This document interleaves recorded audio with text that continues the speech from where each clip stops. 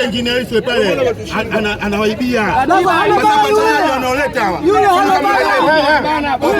wachezaji mle wamepigwa. Mimi nakwambia kabisa yule Okelo wamepigwa Depo, kwa sababu Depo ni mchezaji ambaye anafunga kwenye timu ndogo, lakini sasa inapokuja timu hivi ndogo anashindwa.